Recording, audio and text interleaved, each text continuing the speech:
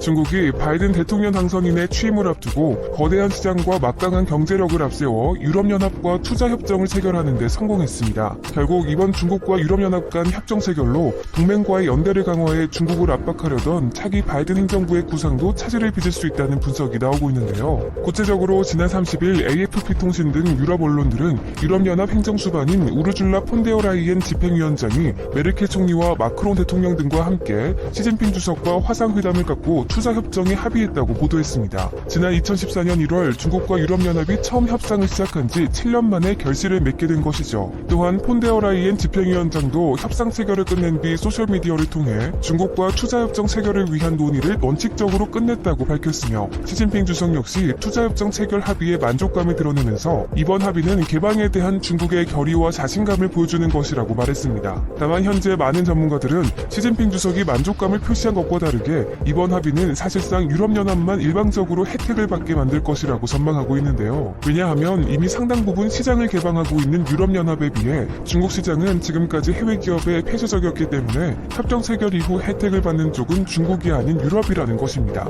게다가 지금까지는 해외 기업이 중국에 진출하려면 중국 내 기업과 합작 투자사를 차려야 하는 조건이 있었습니다. 우리나라의 현대자동차 역시 베이징시가 설립한 국유회사와 합작해 중국에서 북경현대라는 이름을 걸고 회사를 운영하고 있죠. 마찬가지로 폭스바겐 등 유럽 자동차 회사들도 지금까지 중국에서 이와 같은 방식으로 운영되어 왔는데요. 그런데 이번 중국과 유럽연합의 투자협정 체결로 앞으로 유럽 회사들은 이런 까다로운 중국의 규제들로부터 자유롭게 된 것입니다. 심지어 중국 정부가 외국 기업에 강제로 내걸었던 기술 이전이 금지되고 중국 국영기업의 차별 역시 금지되는 등 중국 진출을 위한 진입 장벽이 사실상 모두 허물어졌다는 분석도 나오고 있습니다. 더욱이 이번 투자협정의 가장 큰 걸림돌로 평가받았던 노동 기준에 대한 문제도 중국 측이 기존보다 진전된 입장을 낸 것으로 전해졌는데요. 그동안 유럽연합 회원국들은 신장 위구르 지역의 인권 문제와 홍콩 민주화 운동 탄압 문제를 지속적으로 제기하면서 중국의 태도 변화를 요구해왔죠. 다만 중국이 유럽연합에 제시한 진전된 입장이 무엇인지 알려지지는 않았습니다. 한편 협정 체결 직후 중국 관영 매체들은 대대적인 칭찬에 나섰는데요. 31일 글로벌타임스에 따르면 중국과 유럽연합은 코로나19가 전세계를 강타한 올해 엄청난 노력을 기울여서 협정을 체결했다면서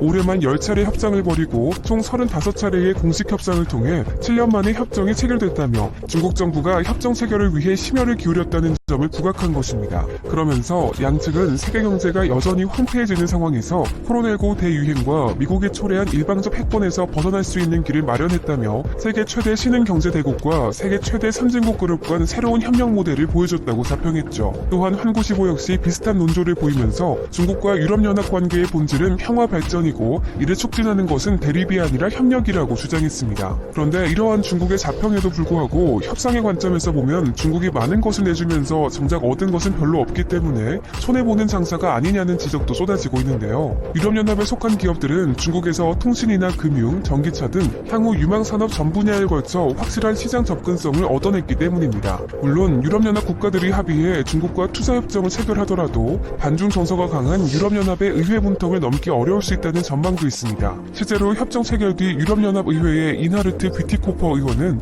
우리가 정말 시진핑을 도와야 하냐며 중국과 협정을 서둘러 체결해야 한다는 생각은 잘못된 것이라고 지적했죠. 게다가 이번 협정은 유럽연합 27개 회원국과 의회의 비준을 받아야 하기 때문에 협정이 실제로 시행되기까지는 최소 수개월에서 1년 이상이 걸릴 수도 있습니다. 결국 중국 입장에서는 이미 협정을 체결했지만 앞으로도 험난한 과정이 남아있고 그 과정이 지나더라도 막상 유럽에게 좋은 일만 하게 된 것입니다. 하지만 일각에서는 중국의 실익도 적지 않다는 평가를 내놓고 있는데요. 심지어는 중국의 승리라고 표현하는 목소리도 존재합니다. 먼저 유럽에서는 최근까지도 미국의 대중국 압박에 동참해왔습니다. 가장 최근에는 영국에 이어 스웨덴까지 5G 네트워크에 화웨이와 중신통신 장비 사용을 금지하는 결정을 내리기도 했었죠. 이에 따라 왕이 외교부장은 최근 베이징에서 중국 주재 유럽연합 회원국들의 사절단을 만난 자리에서 중국과 유럽 간에는 경쟁보다 협력, 이견보다 공통인식이 훨씬 중요하다고 강조하면서 미국의 대중국 압박에 동참하는 유럽 국가들에게 호소하기도 했는데요. 하지만 중국의 움직임에도 불구하고 미국은 그동안 이번 협정에 대해 계속해서 반대해왔습니다. 특히 바이든 차기 행정부의 백악관 국가안보회의 보좌관으로 내정된 제이크 설리번도 지난 22일 소셜미디어에 중국과 EU 간 투자협정 연내 체결 목표 기사를 띄우고 우려를 담은 글을 올리는 등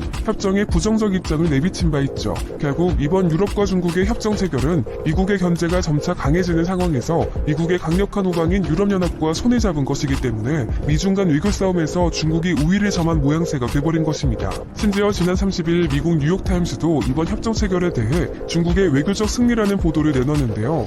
보도에 따르면 중국과 유럽이 코로나19 발원지라는 국제사회의 비판과 홍콩 및 신장 위구르 지역의 인권 탄압 문제 등 난관을 넘어 협정 체결을 이끌어냈다는 것입니다. 그러면서 중국이 바이든 행정부 출범을 목전에 두고 유럽을 끌어안아 미국의 견제를 무력화시켰다고 평가했죠. 따라서 바이든 당선인이 중국을 압박하기 위해 유럽을 포함한 세계 각지 우방국들과 강력한 연대를 준비하는 상황에서 이번 협상이 앞으로의 계획에 찬물을 끼얹게 된 것입니다. 결국 현재 상황을 요약해보면 유럽은 경제적으로 중국의 이득을 본 것이고 중국은 유럽에게 경제적 손해를 입게 됐지만 미국의 외교 싸움에서 역전의 실마리를 만들게 된 것인데요. 이렇게 최근 들어 중국은 미국의 압박에서 벗어나기 위해 미국의 핵심 동맹국을 포함해 다른 나라들과의 경제적 협력을 강화하는 전략을 쓰고 있는 것을 알 수 있습니다. 실제로 중국은 지난달 왕이 외교부장이 한국과 일본을 잇따라 방문해 협력을 요청한 데 이어 호주 등이 참여하는 FTA인 영내 포괄적 경제 동반자 협정을 체결한 바 있죠. 이에 더해 유럽연합과의 경제적 연결고리까지 만들면서 미국과의 갈등에서 수세에 몰렸던 국면을 점차 벗어나는 모양새입니다. 게다가 이와 별개로 28일 시진핑 주석은 푸틴 러시아 대통령과 전화통화에서 진짜 금은 불을 두려워하지 않는다며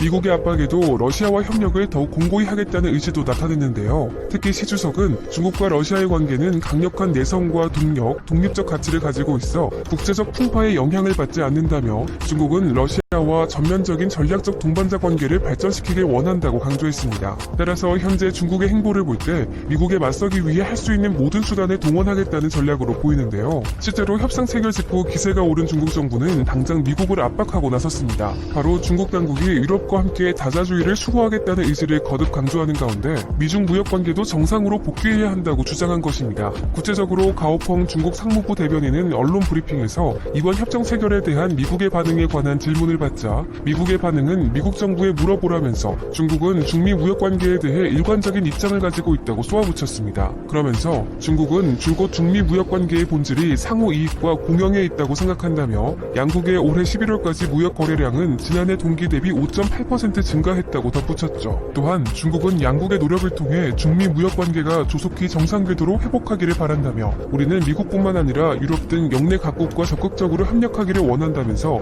유럽연합과의 협정 체결 이후 한결 여유로워진 모습을 보였습니다.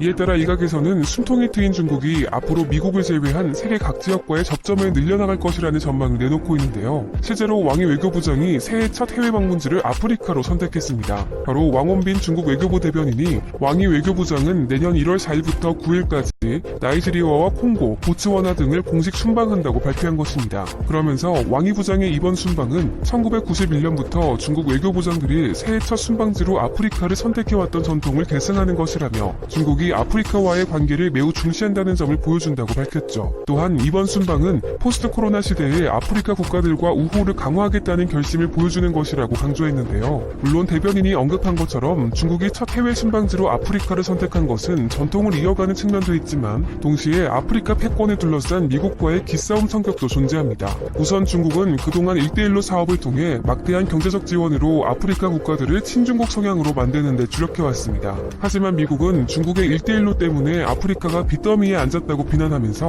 아프리카 패권을 놓고 미국과 중국은 치열한 기싸움을 벌이고 있는 상황인데요. 이런 상황에서 중국은 유럽연합과의 투자협정 체결을 계기로 내년 코로나19 백신 지원 등을 앞세워 아프리카를 거쳐 유럽으로 1대1로 사업을 확대할 계획으로 알려졌습니다. SCMP도 지난 11월 초까지 1대1로 사업의 상징인 중국과 유럽 사이의 국제 화물열차의 운행 편수가 11,000편을 넘어섰다면서 내년에도 중국의 유럽 물품 수입과 경제 지원도 더 확대될 것으로 전망했죠. 한편 중국이 해외에 자국 시장을 개방한 것은 오히려 한국에게 좋은 신호가 될 것이란 전망이 나오고 있는데요. 2008년 이후 중국은 미국에 이어서 우리나라의 두 번째 투자 대상국일 정도로 우리 기업들은 중국에 막대한 투자를 진행해왔습니다. 또한 2019년을 기준으로 우리나라의 대중 투자 규모는 58억 달러, 한화 약 6조 3천억 원 수준이며 중국에 진출한 우리 기업 역시 총 3만 개에 육박하는 상황이죠. 결국 이번 유럽과의 협정 체결로 결로 우리 기업의 중국 시장 진출 여건도 역시 개선될 수 있다는 것입니다. 실제로 앞서 대한무역투자진흥공사는 중국과 유럽연합의 협정 체결 전 보고서를 통해 협정에 따른 외국 기업의 투자 진출 규제가 완화되고 개방에 따른 중국 시장 진출 여건이 개선되면서 우리 기업의 대중국 투자 기회가 창출될 것이라고 분석했습니다. 특히 중국 정부가 향후 탄소 배출 규제 등 기후변화 대응에 적극적으로 나선다면